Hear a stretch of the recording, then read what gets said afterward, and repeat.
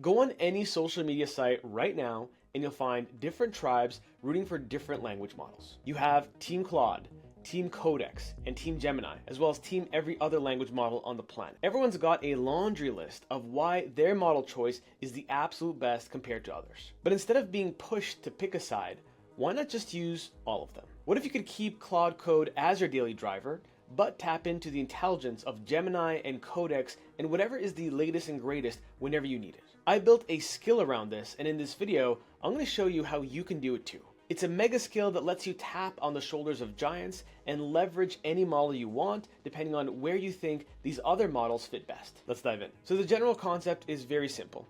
Instead of bickering about what model is the best today, whether it's 5.3 Codex, 5.9, 6.1 Opus, whatever's going to be the next set of models, you can just focus on what works. And the way I've constructed this skill that I will give you by the end of this video is basically combining Claude Code with OpenRouter. If you're not familiar with what OpenRouter is, it is essentially a service that lets you access all kinds of language models. So even though I'm primarily harping on Gemini and Codex as the alternatives, you can choose whatever you want. If you think that Quen models are amazing at coding, you can leverage those. And you can now create a pseudo council for your Claude Code language model. So the way I'll put this council in action is I'll ask Claude Code to do a task that I would typically do just with no language models whatsoever. And then I'll show you the power of being able to say, let's get a second opinion on this website, this app, this whatever, that you can bring in a third-party source like Gemini to take a look at your front end and be like, step aside, I got this. Here's my advice on what you should do. And then Claude Code can take said advice and implement it. Same thing with Codex. I actually use Codex quite a bit for bug fixing. Once in a while, Opus will get stuck on a bug, and instead of constantly spinning, I'll bring in something like Codex to take a look at the entire code base and give me its best opinion on what's going wrong. Now, you might have your own opinions on which models are best for what. I totally respect them. Everyone has different use cases and different applications. So without further ado, let's take a look at this skill. And what I've called it is just council. You can name it whatever you want. And I created it so it's a slash command as well. I can do slash council and it will know that I'm trying to invoke the third-party powers of a different language model or multiple for a particular problem. The description is get second opinions from competing AI models, OpenAI, Google. Again, you can add whatever you want here via OpenRouter without leaving Claude Code. Important, this skill takes priority over another skill that I have in my system, so you can ignore that part. Trigger phrases would be get a second opinion, ask Gemini, ask GPT, ask Codex, consult. It just gives it a series of different ways to be triggered and invoked that are semantically similar. And the last thing I say here is never call Gemini or OpenAI's APIs without my direct intention to do so. So in terms of the rest of the skill, it's pretty straightforward. We have the overall setup where you'd have to just grab an API key from OpenRouter, you would throw it into the .env file, and then beyond that, you'd have 3 invocation methods. You already saw a few in the description. This goes a little bit deeper into others. And this config file is actually the most important part of this skill. And this is the part where you will want to chime in as the user. And I'll grab it over so we can take a look and we'll zoom in so you can see exactly how it's structured. So if you are non-technical, there's nothing you actually have to worry about from a coding perspective. You just have to verbally tell Claude Code to change this file whatever way you want. So in this case, I walk through the providers I really care about, and then it figured out from the OpenRouter API how to call those models. So when we look at defaults, then you can say that when there's a bug fix that Opus, for whatever reason, can't fix, we'll bring in the powers of 5.3 Codex. And when it comes to front end, we can say to use the powers of Gemini 3.1 Pro Preview, or whatever latest model that is out by the time you're watching this.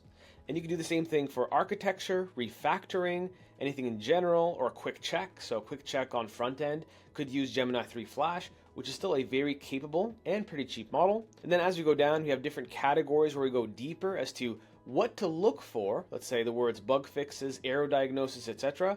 And when to invoke different things like the bug fix, like the front end, and like the architecture language model. And just to make sure we're sending the right information to the right model at the right time, we have this section that's called context packaging. So I said when sending context to another model, include 1, the specific question or problem statement, 2, relevant code snippets. This is probably the most important because if you want a proper consult, you should provide snippets of the existing code to see the opinions of other language models. And then this one is really important. What other approaches have been tried? So in a way, you're having these office hours with different language models that are aware of what you've tried, what you want to do, and where you might be stuck. and then they can give their holistic opinion in that way. And this is the last part I'll show that brings everything together, which are these synthesis rules.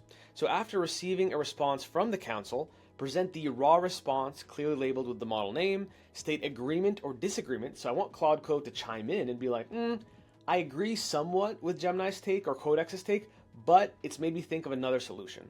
That's the goal. These are language models, so why not have the predictions of one improve and ameliorate the predictions of the other? The last element here is the execute best approach. So end of the day, you're going to have different language models have egos about which one is right.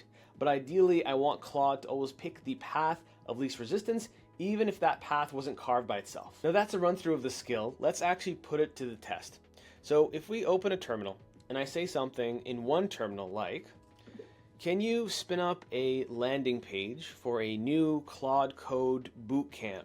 And it's a bootcamp for someone that is more on the intermediate end. Create a full landing page, a whole program, come up with pricing, and spin up the resulting web page on localhost. So we will send this in two different terminals. Naturally, with language models, you'll have two slightly different results. With one, we'll keep it as is. With the other, I'll show you how just bringing in different opinions from different language models can change the entire equation. After a few minutes, we got two different websites from the two different terminals. Now, the first one looks like this. Nothing too crazy. Looks like a standard website. Could be a little bit easier on the eyes from a font perspective. And the second one is the exact same command. I just asked it to create a brand new folder. So this one looks like this. So stop prompting, start shipping, a little bit better hero statement, but the rest of this looks pretty similar. You can see the fonts are very similar. So what can we do to improve one versus the other? So this first tab, the website no cancel, will act as our control. We're not going to change this at all. Whereas we're going to make only one set of changes using different language models just to show you how quickly you can improve things. So if we go to website council and we go to the bottom, I'll use my slash command, /council, and then this should now pose a question back to me. I'm already going to preemptively draft it and say the following. Okay, I want you to take a look at the web page that was put together, and I want you to audit it from both a front-end perspective as well as a copy perspective. I want you to send snippets of the front-end code to Gemini 3.1 Pro, and I want to send the copywriting to Codex to get their opinions on what are the best practices, if we should keep things the same or improve them, and if we should improve them, in what way. So, a bit of a mouthful, and as I inhale oxygen, I will send this over and show you the result. And after 4 minutes, the skill comes back with a proposal for a front end as well as a copywriting set of changes. On the front end, it says what's working, so at least the language model is understanding that things don't need to be fully rewritten from scratch, but it does flag some issues. So this goes into the spacing, the grids, the fact that mobile friendly is not optimized, and then it proposes some changes. And then the same thing happens with Codex on the copywriting side. It then flags. It's basically like having a LLM as a judge, except you get to tap into an LLM as a judge from a different language model that might have different pros and cons. And then this is the part that we should really care about, which is Claude Code synthesis. So it agrees, it doesn't have an ego in this case, with both reviews on the high priority items. Here's what I would prioritize. So now you give Claude Code the driver's seat, taking consultations from these models. On the must fix, it says split typography, fix grid, add focus, smooth FAQ animation. Same thing on the copy. And then it says, okay, these are the things that are worth testing that they mentioned. And then it says, do you want me to implement any of these changes now? I do. It takes 5-10 minutes, and we get a much better version right here, where it's deeper in terms of the outcome.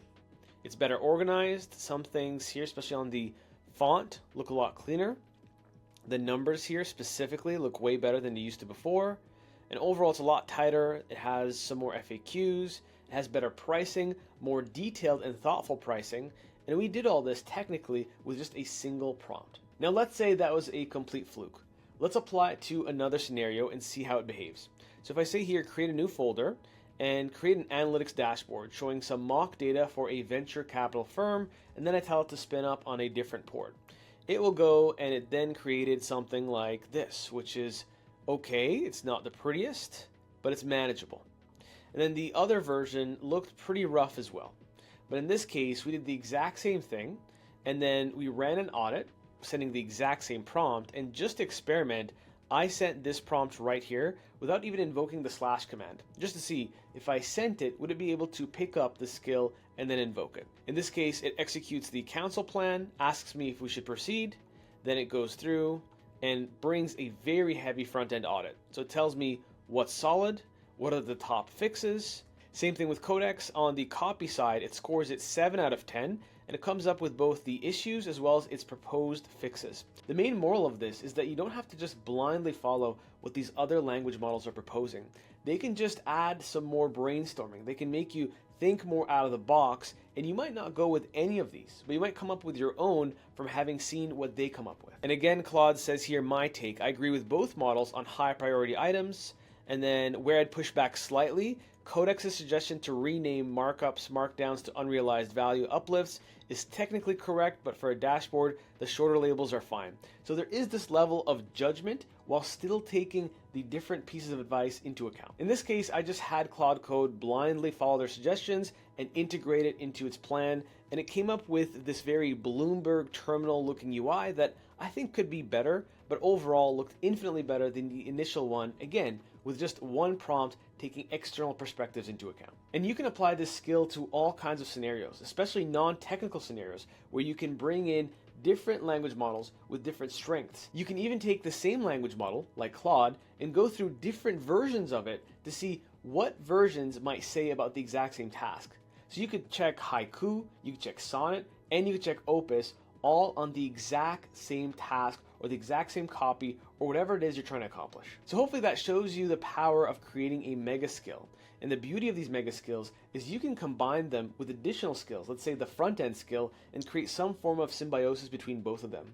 So the more skills you can stack and the deeper you can make them, the higher leverage you'll have. And like I said, I'll attach the skill that I showed you in this video in the second link in the description below. And if you want access to my exclusive mega skills, then you'll want to check out the first link in the description below for my early AI Dopters community. And for the rest of you, if you found this helpful, you found it novel, and you want to see more, then please leave me a like and a comment on the video. It really helps the video and the channel. I'll see you in the next one.